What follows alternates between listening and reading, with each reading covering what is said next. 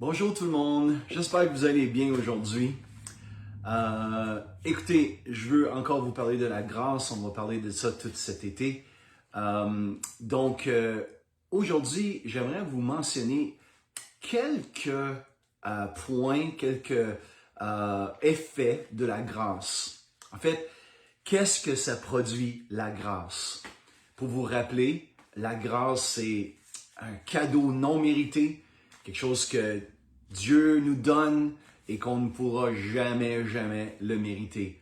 Le problème qu'on a souvent, c'est qu'on essaie et on pense qu'on doit mériter quelque chose de la part de Dieu. Puis on pense que par nos efforts, par les choses que l'on fait, Dieu va nous aimer plus. Si on fait les bonnes choses, Dieu nous aime moins si on fait les moins bonnes choses. Puis pourtant, la Bible est claire. Tout ce qu'on reçoit, c'est par la grâce. Et on doit recevoir son cadeau, la vie éternelle en Jésus. Jésus a payé à la croix pour tous nos péchés, toutes nos fautes, tous nos manquements. Et c'est l'ultime cadeau de grâce qu'on reçoit par la foi pour le pardon de nos péchés. On reçoit la vie éternelle, on reçoit une nouvelle vie, on est adopté dans sa famille et on commence cette vie de grâce, cette vie d'un fils et d'une fille qui vit et qui réalise qu'il ne mérite rien, mais qu'il reçoit tout parce que son Père est tellement bon et il le reçoit par la foi. Donc, qu'est-ce que ça produit quelqu'un qui vit comme ça, quelqu'un qui vit en étant conscient de la grâce de Dieu et qui vit sous la grâce de Dieu? Bien, premièrement, il y a une liberté face au légalisme. Donc, le légalisme, c'est quoi?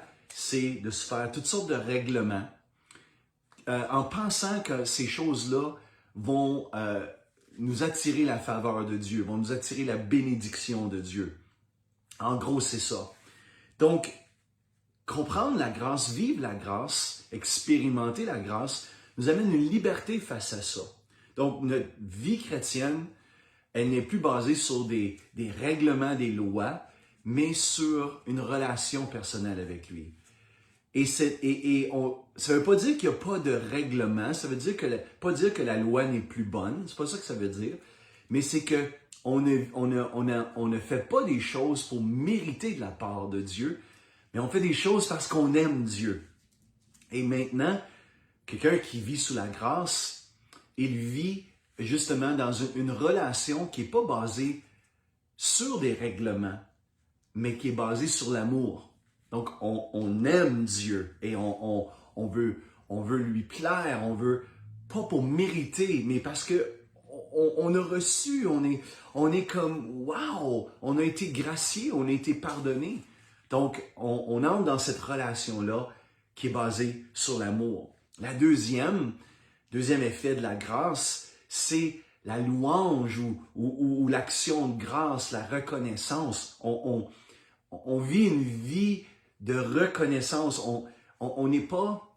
Celui qui vit sous la grâce, qui comprend la grâce, ne vit pas sa vie en exigeant ses droits et en ayant cette attitude de... Puis toujours vouloir ses droits. Non, parce qu'il réalise qu'il ne mérite pas. Et ce qu'il reçoit, tout ce qu'il reçoit, même dans la vie, de bon, évidemment, on s'entend, vient de la main du Père, vient de cette grâce-là. Et il vit continuellement en étant émerveillé, reconnaissant. Et ça lui amène à vivre une vie de louange. La louange est vraiment, je crois, directement proportionnelle à notre vie de grâce, ou quand on vit sous la grâce. Quand on vit une vie où on pense que tout nous est dû, alors notre vie de louange est affectée. Parce qu'on pense qu'on mérite et on est dû. Le monde nous doit, la vie nous doit quelque chose. Tandis que si on est comme un fils, une fille qui est juste « Oh, merci, merci », puis la petite chose qu'on reçoit, on est tellement content, on est tellement reconnaissant.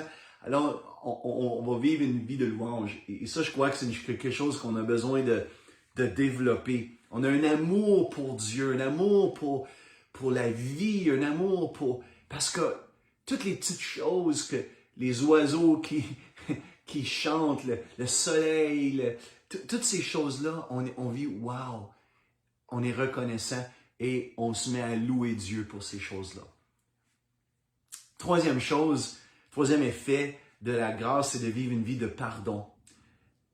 Quelqu'un qui vit sous la grâce de Dieu, qui comprend, qui expérimente la grâce de Dieu, a beaucoup plus de facilité à pardonner lorsque les gens l'offensent. Beaucoup, beaucoup.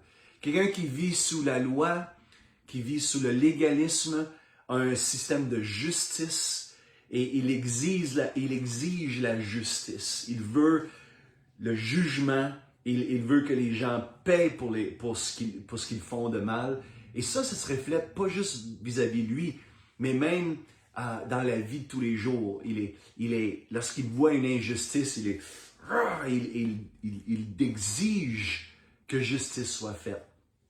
S'il voit un frère ou une sœur qui tombe ou qui... Tout de suite, le premier élan de son cœur, ce ne sera pas la grâce. Ce ne sera pas de vouloir aimer, avoir de la compassion et restaurer le coupable. Mais ça va être de vouloir... La loi dit, et ça va être une attitude en lui. Vous savez, mais celui qui vit sous la grâce de Dieu a compris, comme Colossiens nous dit au chapitre 3, de même que Christ vous a pardonné, à la même mesure que Christ vous a pardonné, donc qui vous a gracié, pardonnez-vous les uns les autres.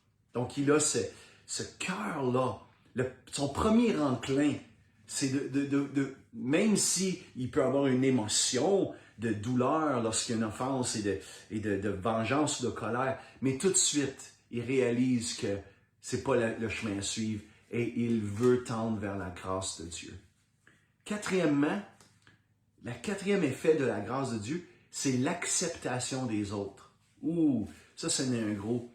Puis je pense que dans ces points-là, avec ces points-là, un jour, je vais faire une prédication au complet pour expliquer vraiment chacun de ces points en détail. Mais l'acceptation des autres. Quand tu comprends que la grâce de Dieu, quand tu vis la grâce de Dieu, tu es capable de relâcher les autres. Tu es capable de dire, Seigneur, c'est toi qui l'as fait comme ça. Paul, il va dire dans Corinthiens, je suis ce que je suis par la grâce de Dieu. Évidemment, sa grâce n'a pas été vaine envers moi, j'ai travaillé plus que tous, ça, mais je suis ce que je suis par la grâce de Dieu. Donc, l'œuvre que Dieu fait dans ma vie, c'est sa grâce. Je suis aujourd'hui le produit de la grâce de Dieu, tout ce que Dieu a fait dans ma vie, que je ne mérite pas. Puis, ça m'amène à réaliser que Dieu travaille dans les autres aussi. Moi, j'aimerais peut-être que les autres soient pas comme ils sont. J'aimerais les changer, j'aimerais qu'ils soient plus comme moi. Et on est tous un peu comme ça. Si tout le monde serait comme moi, la vie irait bien, n'est-ce pas? Mais lorsqu'on réalise l'œuvre de Dieu est en train de faire un travail dans sa vie.